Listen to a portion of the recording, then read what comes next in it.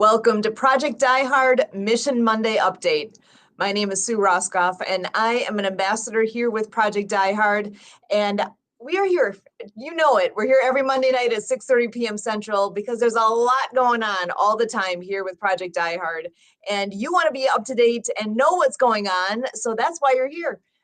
Not just that, we've got an amazing guest joining us tonight. I can hardly wait to introduce her to everybody, but you're going to have to just hang on for a moment because you know how this works. We're going to be bringing in our founder and president, Brian Gibson, first up here to give us all the latest and greatest news of what's going on in the world of Project Die Hard. Brian, how are you? Oh, sister. Thank you for covering last week. Things got moving, and they're going to learn why here in a minute, but big things have moved in this mission this past week. I cannot give God enough praise on that. Excellent. I mean, it's just so excellent. With that, yeah, I can't wait for our guest either. Let me do this, push this button, do this button. Turning into a button pushing freak. I love it. There you go. All right. Here's one of 3 slides here, folks. We're going to start on my left. Your right. I don't know who's seeing what, but remember, all praise and glory goes to God for our blessings. We have brought on Wellbeing's Medical Center as a resource partner. We have brought on the Veterans Advocate Center as a resource partner.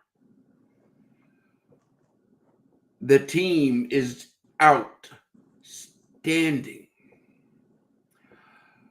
Crossroads is driving from Benton, Kentucky, November 1st, to take a tour of Forward Operating Base Rush, seeing what they're going to help build.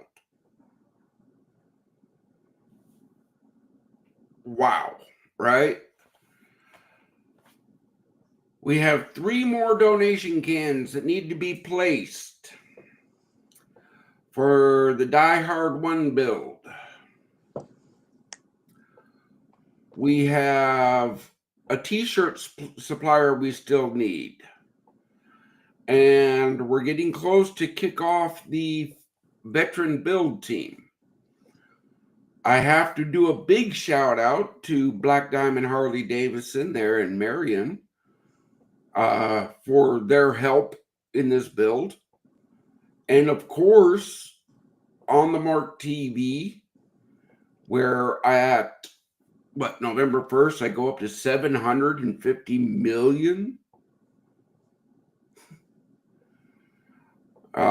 This is so Susan doesn't slap me. The fellowship breakfast is not this week, but next week, the first Wednesday of the month. And remember, the Die Hard Drive, the 3rd Saturday at every facility nationwide. Our next one is November 15th.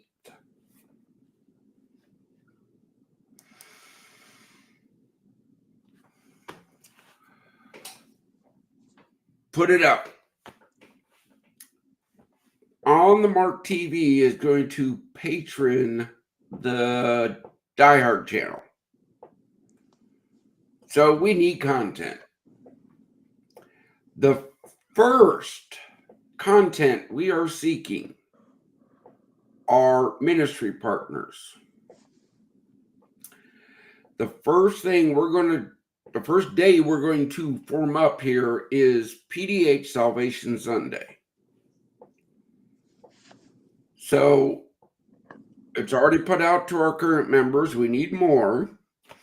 They are working on their 45-minute sermons on salvation that will reach 750 million worldwide. So if you know of any ministry out there that wants to help bring hope to heroes and save veterans' lives, community@projectdiehard.org. All right. And now for me, there's my ugly mug. With this channel, I'm now really going to go into my deep dives. So, if you would like to sit on a panel on finding your mission after service, lack of resources at the VA, and what a nonprofit should be, reach out to my voice at projectdiehard.org. Remember, no politics and no self-promoting is allowed within Project Diehard. But look, guys, I'll work with anybody as long as you make the cut. Here it is. Forward operating base rush. November 1st, Crossroads is coming up. When you give to Project Diehard, this is where it's going. That and our fellowship breakfast.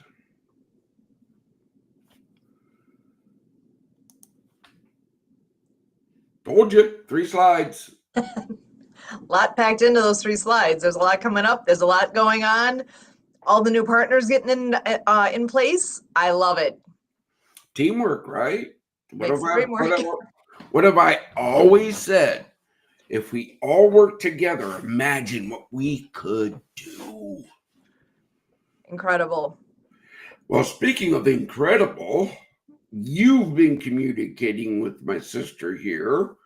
She's a veteran, and she's doing something special, isn't she? She really is. Dawn Roberts is joining us today, and she sent me a little bit of her bio. I'm going to bring her on in and share what she had shared with us. Dawn, so glad that you are here. She is a reformed IT professional who went back to school during COVID and earned a master's in social work, focusing on rural health and opioid use disorder. She also enjoyed academia so much that she continued on to pursue her PhD in population health at SIU Carbondale, where she's now researching moral injury and resilience among our female veteran population. So she is here, and we've been in communication a bit here on and off, trying to figure out a good time that we could get together. And I am so grateful that you're here. I'm excited to hear more about what you are all doing with your work. So welcome.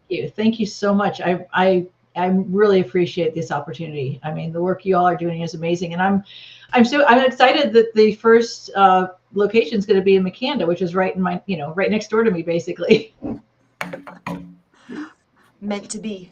I love this because there is a relationship between Project Diehard and SIU Carbondale now. So the fact that you are working on your degree there, and that this is all coming together like this, I'm sensing all sorts of good things. So Dawn, tell us a little bit more about what exactly it is that you are doing with that PhD work.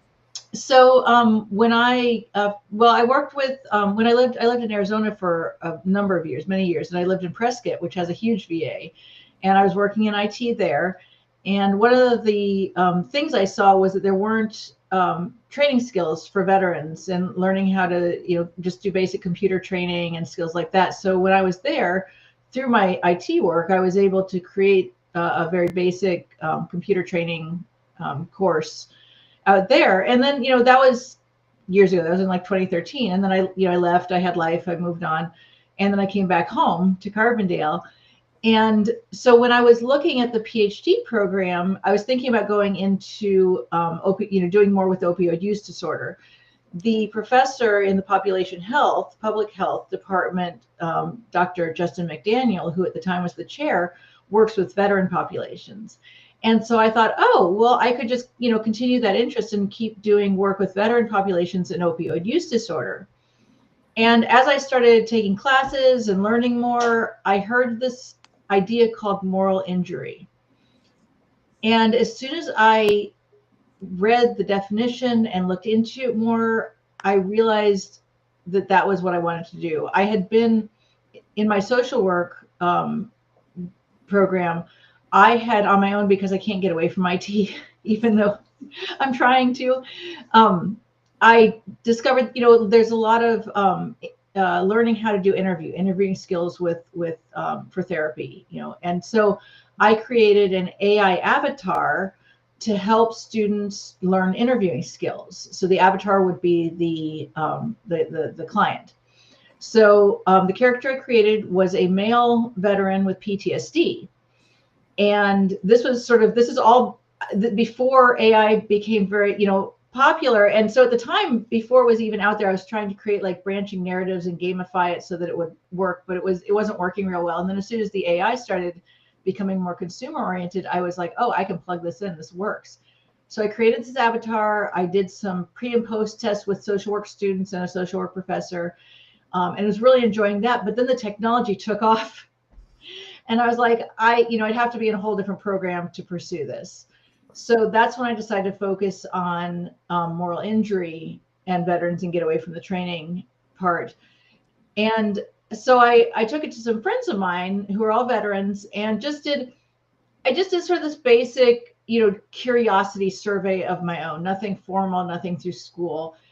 And about 15 friends responded. And what I noticed was that my male veteran friends were all, their memory of their experience mostly it was intense. It was amazing. I'm glad I did it, even with the difficulties. I gained some incredible experiences and people that I will never lose touch with. They were brothers and sisters. My female friends, however, their responses were, it was incredible, but I had this problem. I got harassed. I got, all of the things. And that's when it really hit me. I was like, okay, female veterans really do often have a different experience than male veterans. And while moral injury and PTSD are universal, there's still some things that, ways that we process and do things differently. And but one of the biggest things was that female veterans, female anything, but female veterans is incredibly under researched specifically. And so, there's a lot there's some on moral injury, but most of it is all veterans or male veterans, more focused. And so that's why I decided to focus it on female veterans who deal with moral injury. And for those of you who don't know much about moral injury, it's related to PTSD, but it really branches off. It's got similarities, but it's very different. The sort of textbook definition would be more something like it refers to the psychological, emotional, and spiritual distress that occurs when a person's deeply held moral beliefs or values are divided, either by their own actions, the actions of others, or by witnessing events that transgress what they believe to be right and correct and moral. And so that really diverges from PTSD, which doesn't have that transgression part. It's trauma, very specific, but also moral injury tends not to have the flashbacks in the same way that PTSD does. It has more of the depression and self-blame and things like that, isolation feelings. You mean like a discussion I had a couple weeks ago with some ministry partners of ours, and we were talking about the hardest decision you've ever had to make in your life. Mm. Well, being a combat medic, I've had to decide this person lives, this person dies. Right. Exactly. Yeah, and no matter what you do, it's an impossible decision. But it's one that has to be made. Yeah. And again, that's what a lot of people don't understand about veterans is, morally speaking, we honor and dignity, but when it comes down to it, we're human beings, and I want to live. Right. I mean, what do you do if there's somebody who looks like a child running towards you? You don't know if they're strapped with IEDs. You don't know if they're just a kid just running. What do you do? It's an impossible decision that you have to make a decision on. You make that decision there, but then it's 10, 15 years later, Mhm. it comes back and it's like, did I make the right decision? Right. Well, and that's one of the things that I had a friend of mine. Um, she was in the Army, and she has been getting therapy for PTSD for 15 years, and it hasn't really helped her. And when she and I were talking, and I told her about moral injury and my research, and I, told her sort of the definition about it, she had this light bulb moment and said, "Oh my gosh, that fits my feelings and my experience." And I said, "Well, if there's different therapeutic interventions, like there's different therapy that you do for that versus PTSD. So that makes sense that all the therapy you've been doing and the work you've been doing hasn't been helping." Again, this is why at our facilities, we don't take government funding because there's no such thing as a recognized therapy.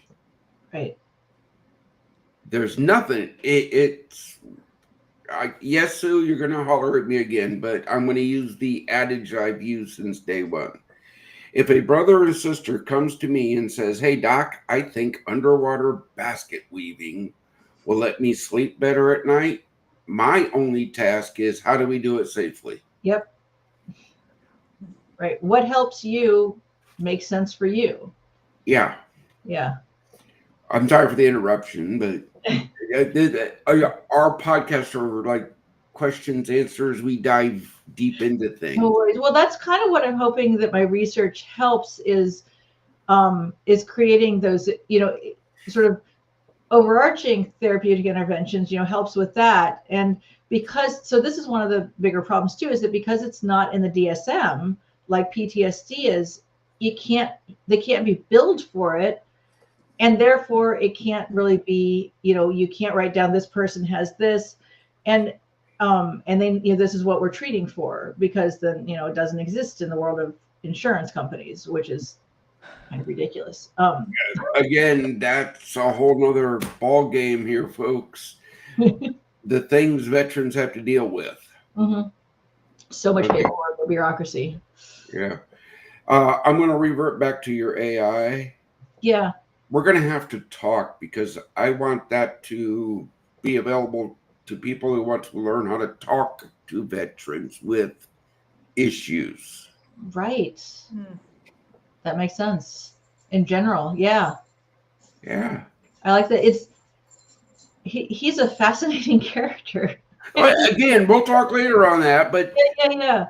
when you're talking about that AI and I'm getting bombarded with AI stuff, Yeah. I'm like, that just gave me, when you said interacting, Mm-hmm. that just gave me an idea because part of our mandate is education Yes. and how to deal with veterans. Yes. So why not do an AI that people can interact with on our website I love that. to learn how to Interact.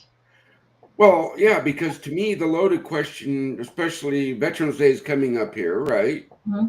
So everybody's going to be wearing their hats and all that, and the public's going to come on. And I'm going to say it like I have said it how many times? If you ask a veteran, "Hey, how's your day?" Be prepared to stand there for a couple hours because you might be that voice they needed to hear. Yeah. Definitely. Definitely. All right, I'm sorry. Continue. That's okay. Well, one of the things, it was funny. I was telling you before we started that I met with foremost researcher in moral injury this morning, and it was amazing to me. But one of the things that she reiterated was that she firmly believes that people can heal from moral injury. They're morally injurious events. They can heal from it. It's not necessarily, a lifelong thing. It's not like you have a disease. It's something that you can get through. And some people don't because that's the way we're built. But it's not necessarily something that you're destined to live with. And I really liked that way of thinking because I think I was actually listening to another podcast this morning on this, and they were talking about the same thing, and how he was talking about how oh gosh, what was the podcast? It's this wonderful podcast with veterans that I just discovered, and he was talking about it's called the Moral Injury Support Network podcast. And very simple, but he was talking about how people get stuck in the idea of illness, and this is kind of in general, not just with this, but the idea that you are the illness, you know, and that can be a very disabling way of thinking, because it becomes your part of your identity, and that's, I think, one of the important things with all of this is to remember that it's not who you are intrinsically. It's, you know, something happened to you. You know, it's the idea of wabi sabi with the Japanese, the broken bowl with the gold. Mm-hmm. You need to, you have that break in you, sure, but you repair it with gold, and you become something different and beautiful and equally as whole. Again, yeah, folks, as I try to tell all of our brothers, look, we all have our quirks. Last night, my church held a candy thing for the neighborhood kids. Mm-hmm. And we're cleaning up, and one of our youth group started popping balloons. And I dove under a table. Yeah. Everybody's like, "What's wrong with you?" No, it's not what's wrong with me. Mm-hmm. That is a trained response. Yes. When I don't know something's going to go pop, mm-hmm. that's a muscle memory response. Seek cover. Yep. But again, some people in the church were looking at me like, Yeah. Learning moment. Right. People don't know what they don't know, but that was one that, oh my gosh. That one seems so obvious to me. Yeah. It seems obvious, but again, that's part of the educational aspect of our mission is when you're dealing with veterans, it's a totally different way to do it. Right. Well, and the goal is to get people back to thriving. I mean, and the thing is, even if I think people often feel like they're doing okay, and then they have a moment like that, and sometimes feel like, oh my gosh, I'm not healed, I'm set back so far. And it's like, no, you had a moment. Yeah, again, that's not me. Right. That is a trained response. Now, did I use my grounding techniques and everything I've learned to, I'm not there, I'm here? Mm-hmm. Yeah, but for the split second, while I was diving for the table, that wasn't in my thought process. It's an automatic survival mode. Yeah. Mm-hmm. It goes boom, you seek cover. Right. Which makes sense. Mm-hmm. Yeah. Some of us are just trained a little bit more heightened than others. True. It's true. The fight or flight instinct. Yeah. Yeah. So, well, I'm hoping that the work I do can contribute some to help folks and move the research along. Oh, well, wait, Sue, where's that QR code you were talking to me about? I have a survey on SurveyMonkey, and if you're a female veteran, whether or not you've experienced a moral injury, because I need everybody to get get a good data sample, you can scan that QR code and it will go to my survey, and then that underneath is the actual URL if you want to write that down. But I'm hoping I need to get as many responses as possible, ideally before mid-December, so that I can write my dissertation and graduate in May. But if I don't get the numbers that I need, I will keep going until I can get. Sister, so make sure that info gets into my inbox, please. Will do. I might have a few people that could help spread that. Just a few. That would be awesome. Just a few. Yeah. Just wonderful. Just wonderful. I'll pull Again, that QR code back on the screen here again as we go. So if anybody's waiting for that QR code again, I'll bring it back up yeah, a little bit. again. Thank you so much. I really appreciate it. It's been such a whoop. So the research, I can kind of go a little deeper. So Go ahead. what I found, and this is kind of what we talked about earlier, when I was looking at moral injury and I was looking at our veterans, I was thinking about, well, do countries that have a mandatory service have the same amount of moral injury as we do here in the U.S. And I wondered that, and I'm Jewish, and I've wanted to go to. My grandma wanted to take me to Israel forever, and of course I was a kid and I didn't go, and so so last year I went to Israel for a month because I was like, okay, they have a mandatory service, about 2 years for women and 3 for men. And I was really curious as to find out, what is it? What's the culture like? What's it like in a place where it's part and parcel of your growing up, of your worldview, of everything. And so of course I said, well, there's a war going on. I should go there. So I went for a month to Israel, and it was.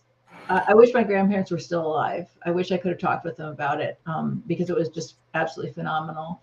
And the people I met were amazing. And, one of the things that really struck me that I think conceptually one can know, but, when you're there, you really understand is how deeply embedded in the culture is the idea of service, not just military service, but service. And so serving in the military, you can serve in many different ways, not just in combat role. You can serve as cooking, you can serve in the band, you can, there's a volleyball team, there's all different ways, but regardless, you're still part of it. And I really wondered, I was like, I wonder if, I hypothesized that people there don't have the levels of moral injury, morally injurious events and schisms that we would have here, because our military is volunteer, and at this point, it's mainly going to be poor people with less, because that's a good place to go and gets you good training and all of that and job skills, and then people who grew up in military families, they tend to go there, and so. And often, often those folks have more community engagement because they're sort of tapped into a broader culture of military engagement and just all their community, all the people they know and everything, and through the family. But other people, not so much. And our general culture, here in the U.S., you have the people who do military, and you've got everybody else. And everybody else doesn't really think about the people in the military, except every now and then when it comes up in the news, or if they meet somebody who served and it comes up in conversation. But there's not that sort of general community understanding. And so that's the really core of my research is doing a comparison with the two different. Sorry, this is my comfort doggy. This is Sully. He's my little The two different societies. Okay. Yeah. Yes, folks. Look, Israel is. They've been fighting their whole life. Yeah. Okay. They know what it means. They know what's expected. Mm-hmm. Here in America, since we are so far removed from troubled, we have 2 oceans, Mm-hmm. right? That has protected our nation since it was formed. Right. When the nation calls, yes, we're really good at answering. But it's way over there. Yeah, it's way over there. 9/11. Yeah. Yeah. Right?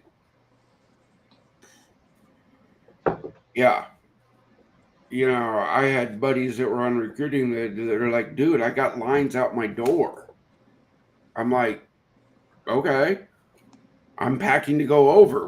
What's your point here, brother? I ain't got time to sit here and talk about your office job. But service is service. Yeah. That's something every society, I've been around the world. Mhm. Some societies understand that it's not just military service. Hey, I'm going to go 2 years and I'm going to go volunteer at this hospital. Right. I'm going to give 2 years and I'm going to go work at this preschool. Mhm. I'm going to give 2 years and do this or do that, all for the community. Mhm. Because that's the key to success anywhere, is that teamwork. Exactly. And having that community cohesion. Mm-hmm. Yeah, and growing up in a society where you value that kind of interconnectedness and helping is something we need more of here. Mhm. Yeah. Again, earlier the decisions I've had to make in my career. Mhm. I come from a long line of military family. I don't have a moral injury for that decision because I was raised that that's war, and at times you're going to have to make that decision. Right. It's right, wrong, or indifferent. You have to make a decision. Don't regret it. Don't, you know, the what if is. Oh, we'll tear you apart. Mhm. Now, I will say I do have my what ifs on the 28 that I've lost. Right. You know, the ones I was working on and lost. I do have those what ifs. What if I would have pushed this? What if I would have?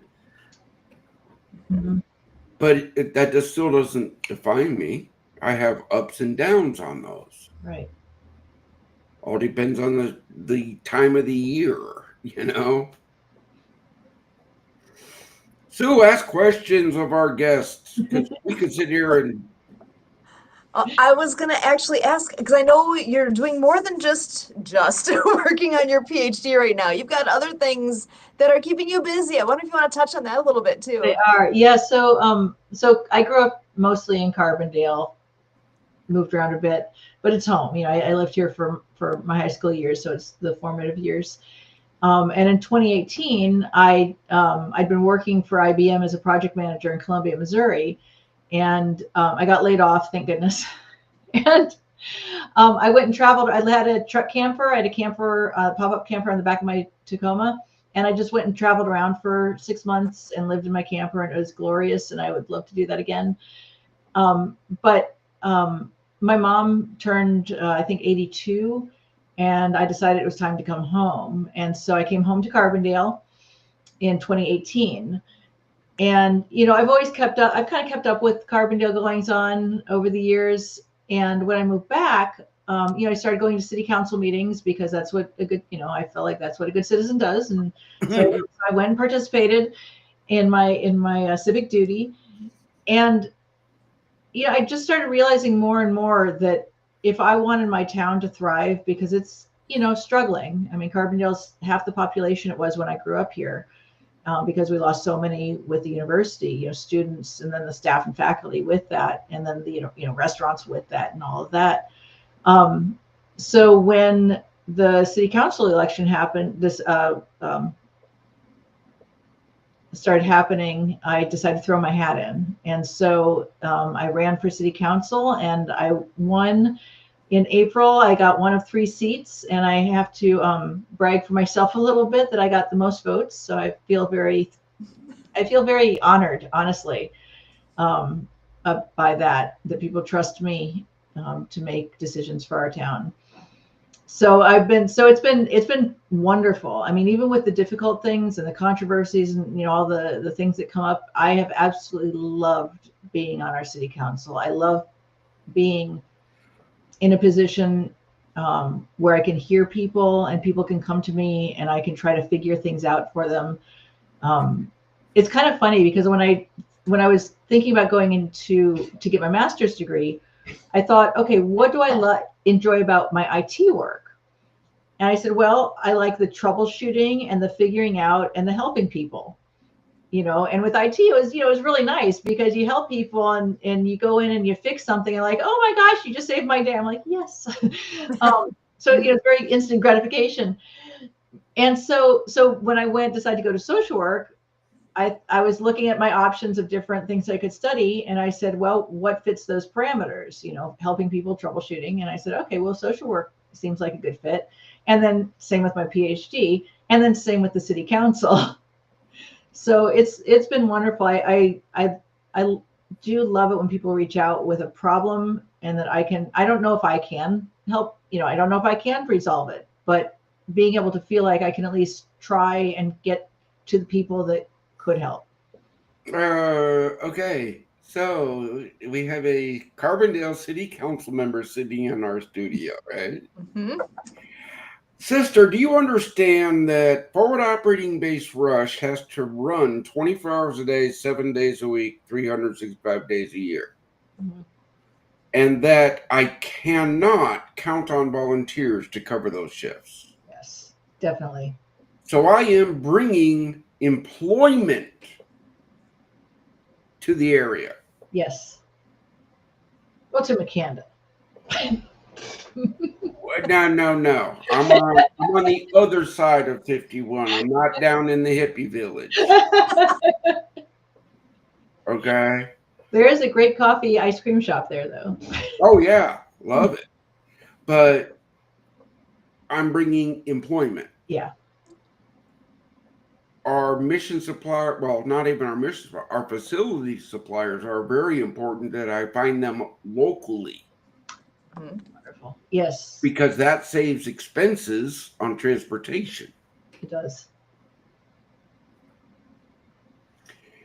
Yeah, hey. So how can we help you? I got to get forward operating base rush complete. Okay? Mm-hmm. Look, and this isn't directed at you, but I put it out every week. Yep. You're either going to pray for the mission, share the mission, volunteer for the mission, and then patron the mission. Mm-hmm. Those are the 4 ways people help this mission. Yeah. Volunteers. I always need volunteers. Who does? Yeah, that's any nonprofit. That's the core. Yeah. That's the core of the mission. Yeah. Okay. And it's not, we get into this all the time. Sue understands I'll never tell anybody in my organization what to do. I will ask, can you do this? Mm-hmm. Mm-hmm. And when you say you can, that's a whole nother can of worms you're opening. Because I do hold my people to a standard. That's good. When you say you've got it, you've got it. You do it. And every once in a while, I have to remind them of, hey, check your email. Uh-huh. Okay. Or, hey, share this. But again, that's leadership 101. It is. I don't micromanage my team. Right. I don't feel I need to, because in order to hit my inner circle and influence the mission, you got to earn it. But Trust yeah. and accountability. Say what? I said trust and accountability. Trust but verify. Trust but verify. I love that phrase. I had an old Sergeant Major teach me that. It's I think it's an important concept. Mm-hmm. I mean, you've got to be able to trust, but you also don't want, you got to make sure. Yeah, you got to verify. Yep. I sit here all day in meetings and throughout the week, and I'll be honest, if it wasn't for my team, Mm-hmm. I know I'd be wasting a lot of time Mm-hmm. because Sue here is one good one. She'll tell me everything she's doing, and she'll go, "Yeah, if this person reaches out, don't talk to them. I'm Don't glad. even bother." Oh, Don, when I heard of what you were doing through Paul Copeland, Yeah, I'm so thankful that he reached out to you all. I sent him a message and he got back to me right away. yeah, when Paul told me what you were doing, that's when the email shot out to Sue. Hey, Get her on here. What do we need to do? Well, I'm super excited because it's always hard getting people to do a survey, and it's a difficult survey. It's about people's experiences, and so I hope that if anybody watching, I hope that you all do the survey, but also know that if you struggle while you're filling it out, because it does ask personal questions, because it's scales, and information about your experiences, that that the veterans, the hotline is there, and the VA hotline, the 988 it's so important to have those resources and utilize them. And that's one of the difficulties about doing research like this, is that it is difficult and it's hard on the participants. And I have at the end of the survey where you can jump over to a separate survey, so it keeps the original one anonymous. But you can put your email in if you would be willing to do a follow-up interview, so that I can get the quantitative data from the first survey, but then I can do a person-to-person interview and discussion, so I can get the qualitative and actually have the real person part of the equation, because it can't just all be data. again, I hate people that tout strictly data. Yeah, because it takes away the human part of it, and you can't get the gray areas and all the Well, you can, and I'm not bashing, but look, the VA says we're at 18 a day. right.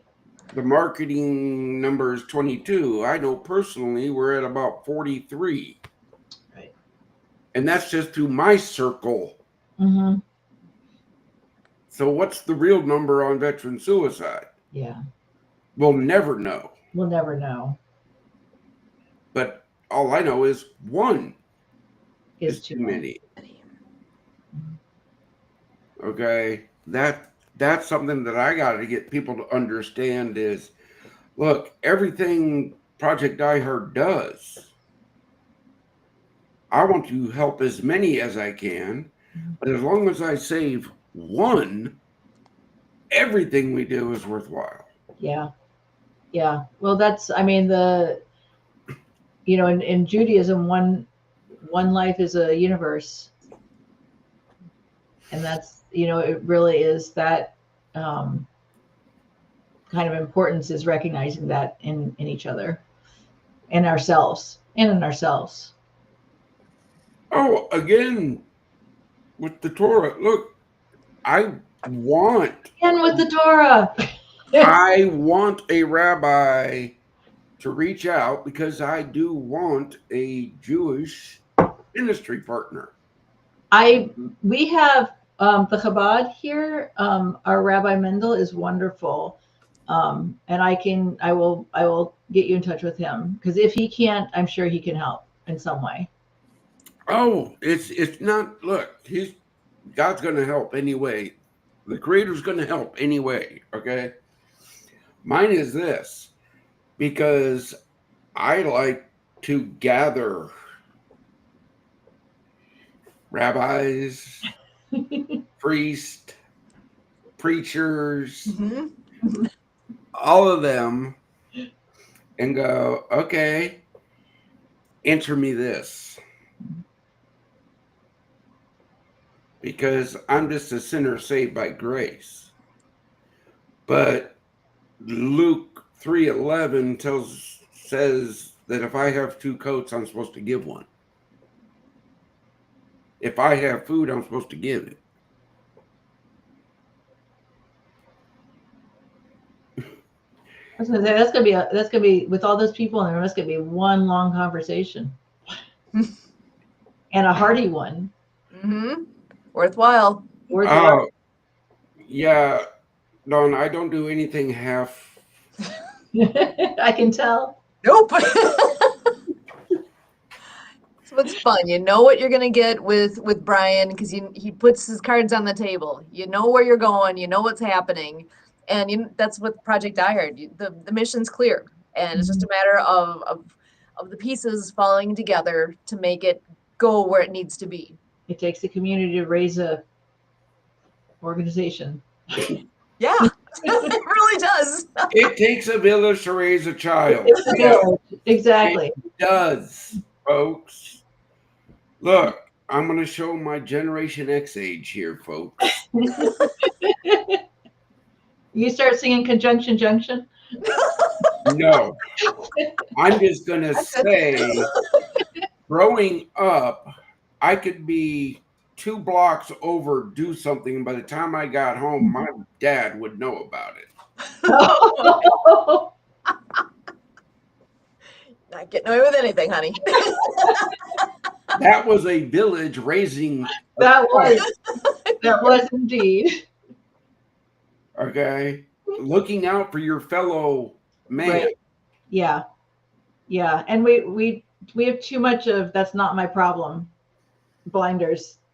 I don't see anything. There's nothing going on over there. I'm here. Not my business. Oh, you mean all these things I get sent of, why are you filming the car burning and not helping Yeah. people in the car? Oh my gosh. Yeah. Excuse me? I'm sorry, I just call stupid as stupid does. I know we live in a strange world these days. Yeah. And that's part of why I did the AI avatar was because, you can either use technology for filming people who are burning in cars and posting on social media, or you can try to use it for something good. And I mean, that's what this is, this video podcast. Again, this is what we do. This is the Monday Mission Podcast. Tell anybody else who has a program for veterans or what, they're welcome on this podcast. Okay. The professor I work under, Dr. McDaniel, this would be perfect for him. He one of the projects that he had me working on as part of my assistantship, because I did a research assistantship with him. I'm doing currently, is we have a micro credential to train veterans to learn some code. I always forget the actual definition of the micro credential. But it's free. It's totally free, and any veteran can do it. And it's it's job training skills. Okay. Ding, ding, ding, ding, ding. It helps veterans go from no or limited knowledge of coding artificial intelligence machine learning models in our software, which I use our software for my statistics. And in the last 3 modules of it, you'll be able to run basic machine learning model on real world data. And so we've already got dozens of veterans who are doing the credential, and you do it in your own time. So there's no pressure. Oh, again. I sent the link in the email as well. So I think I'm going to knock on Paul's door. Because how come we weren't aware of that opportunity that we could? Dawn, SIU is a resource partner of ours, an official. Oh, yeah, We have a memorandum with SIU. Mhm. that's wonderful. That's good. It only took 8 months to get through all the BS. Don't even get me started on that kind of bureaucracy. It's a university. Yeah. Yeah, The point being is this: but that's wonderful. I have an opportunity right now out to SIU students in the architectural department. Oh, nice. I need buildings designed. Right. Yes. Win-win. That's huge. Yeah. That's the kind. I mean, I love partnerships because we can't all. And this is just with organizations, with people, with governments, with all of it, because not one person or entity can do it all. And so having those kind of partnerships is key. I mean, that's you go back to community. I mean, that's honestly one of the things I've absolutely loved about living in Carbondale. When I was running for council, I made T-shirts that say, "Ask me what I love, what I heart about Carbondale." And I want to get a conversation going. Not a passive. I love Carbondale, but ask me, and let's talk about what we love about our town. And that's honestly one of the things I love about being home is that there's so much. You can't do a lot of things we do here in a big city, because people get lost. You get lost in the shuffle. But here it's small enough, and there's so many people who are dedicated to bettering either the whole town as a whole, their corner of it, like what you're doing. I mean, it's just, and it builds on itself. So you have a cafe that opens here, you have a bar that opens here, you have a therapy place over here that opens, you have a new business here, and it all builds on itself, each other, and you create that community, but you help each other because you're participating in each of it. And it just people are so enthusiastic here. You mean like our Club 22? Tell me about Club 22. Club 22 are restaurants that want to help our mission, right? Yes. I'm writing that down.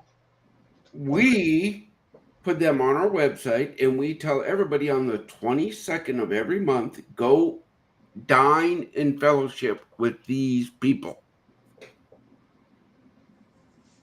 That is fantastic.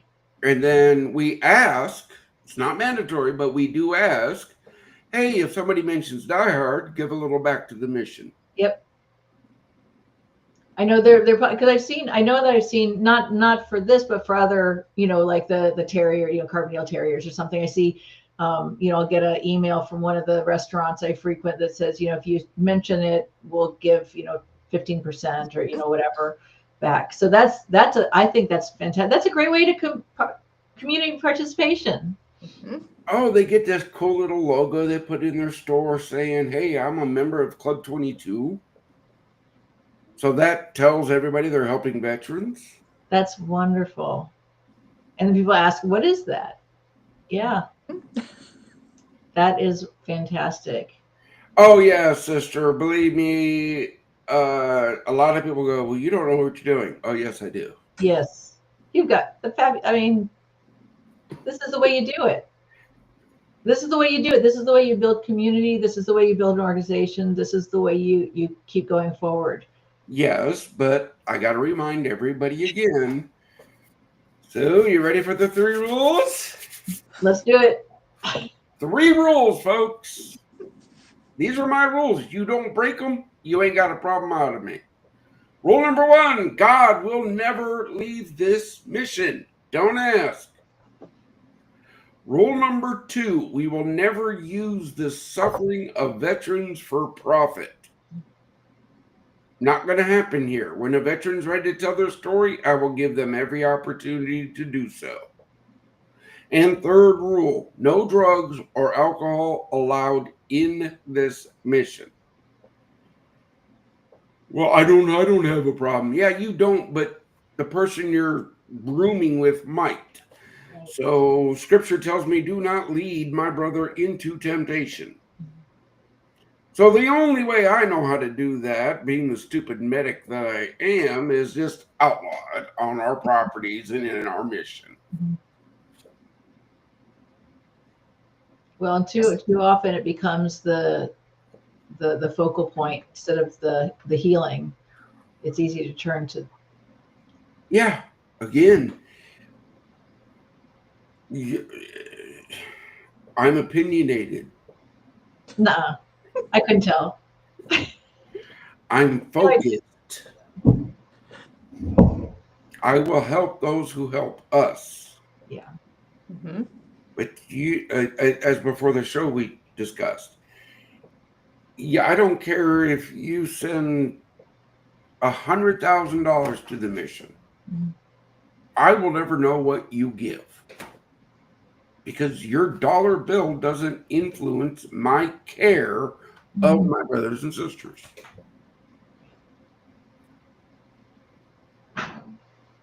Is that so hard to understand?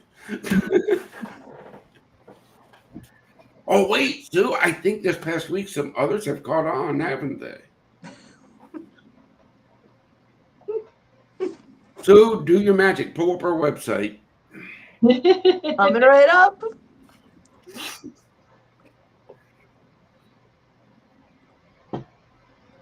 Well, I'm excited that Scroll down. you're building this.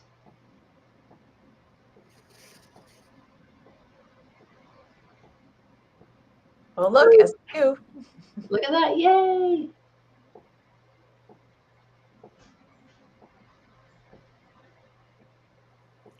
Now, Don, you know what's missing out of all of my partners? Southern Illinois.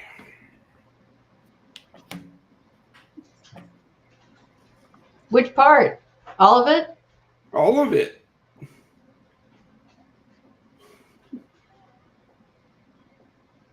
Yeah. Well, isn't oh gosh, Black Diamond. Yeah, they're in Marion. They're married. We got to get some Carbondale stuff going on. Oh yeah. Okay, so you can. Yeah, again, Carbondale. We're 4.3 miles. Yeah. Got well, and there's I'm sure there's a lot of restaurants here that would participate and organizations. I know the city's not doing funding, but I don't know what there was something to do with placing charity boxes you mentioned. Yeah, or donation rather. I don't have any here on me. Let me see if I can pull up a pic real quick.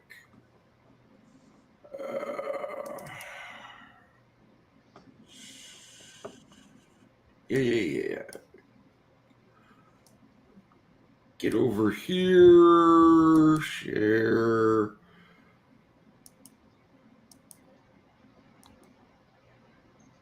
Okay, yeah.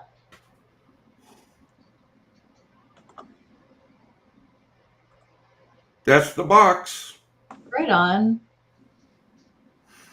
Yeah, I'll find out who you need to get in touch with and who at the city could help with that, and I will get some information over to you. Oh, trust me, we've Carbondale Chamber knows us. Good. I've been asking for years to have their on our website. Okay. Wonder why. Yeah, I'll have to talk and see what's going on. I don't know why. It's not us. And all I ask them is to put our logo on their website. Right. Mm-hmm. We get some more information out there for sure. So I say we don't want to be the best kept secret out there. We need people to know who this mission is. Everybody needs to know, what is Project Die Hard? Have you heard of that? Yes, Well, yes, I have. I know what that is. Everybody knows the VA, which is good. I mean, but there's only so much that they can do for all the reasons.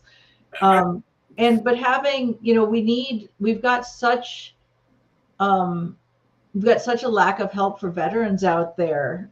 I mean, seeing veterans on the streets, homeless, that's, one of the things that's been a discussion at our city recently has been, our unhoused population and how we can help. And so that, those are things that we're actively working on kind of behind the scenes to try to figure out, solutions and how we can help. But the fact that so many veterans are on the street is just, again, we're not long-term housing. right. But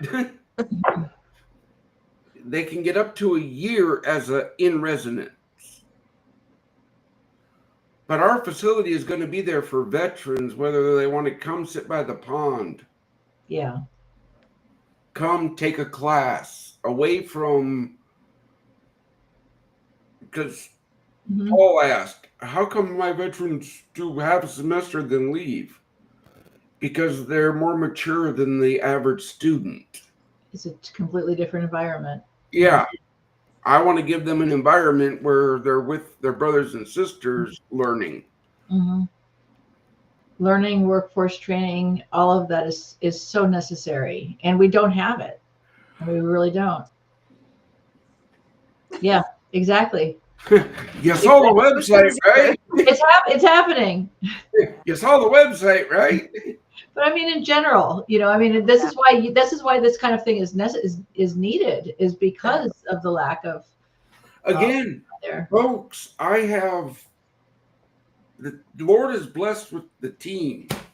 I've been doing this since 2018.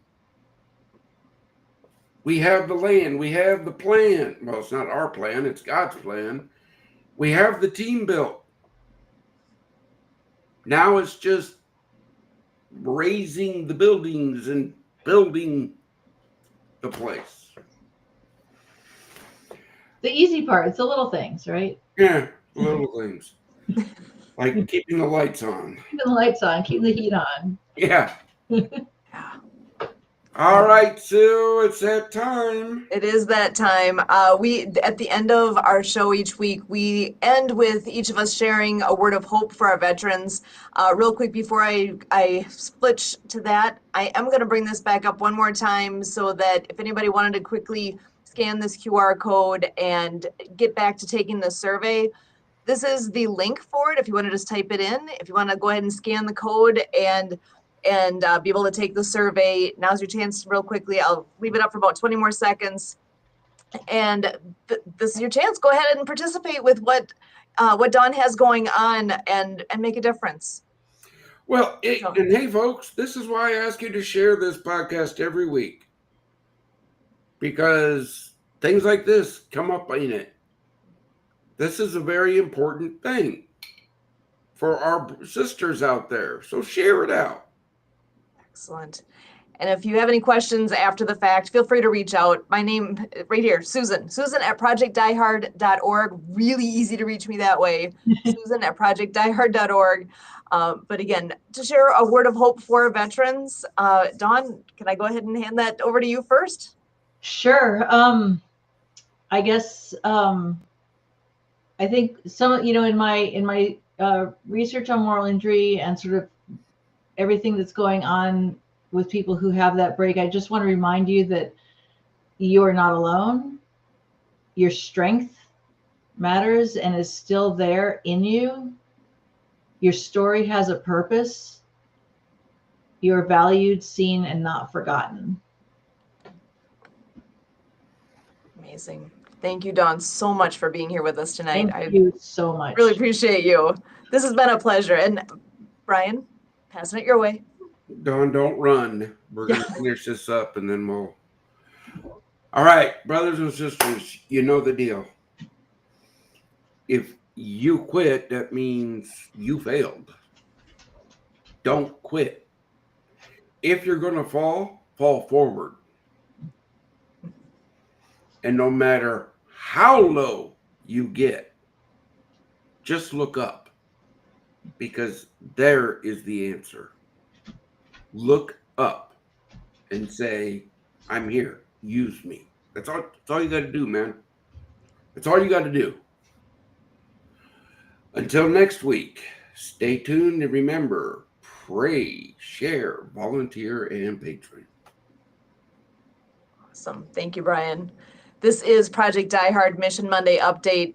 We are here every Monday night, 6:30 p.m. Central, to share all the things going on here with Project Die Hard, share our friends, share what's going on. And remember, you're here for a reason. God's not done with you yet. Find out where you're going next. What's next for you? There's hope. There always is somebody here for you. We're so glad to be here. So glad to share all this. As always,